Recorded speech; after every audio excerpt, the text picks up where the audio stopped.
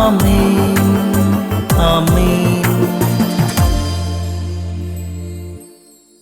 യേശുവിൻ്റെ ഏറ്റവും പ്രിയമുള്ള കുഞ്ഞെ, സങ്കീർത്തനം 50:8, നിന്റെ ബലികളെക്കുറിച്ച് ഞാൻ നിന്നെ ശാസിക്കുന്നില്ല.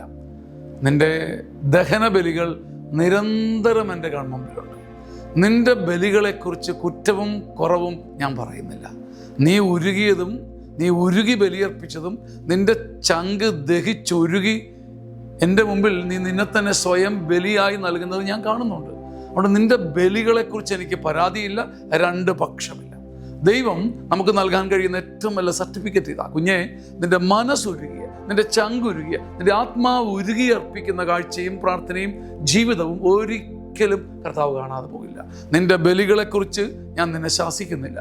നിന്റെ ദഹന ബലികൾ എപ്പോഴും നീ ഉരുകിയാണ് ജീവിക്കുന്നതെന്ന്, നീ സഹിച്ചാണ് ഇതെല്ലാം ചെയ്യുന്നതെന്നും, നീ ഉരുകി തകർന്നാണ് ഇത്രയും സാക്ഷ്യം നൽകുന്നതെന്ന് എനിക്കറിയാം.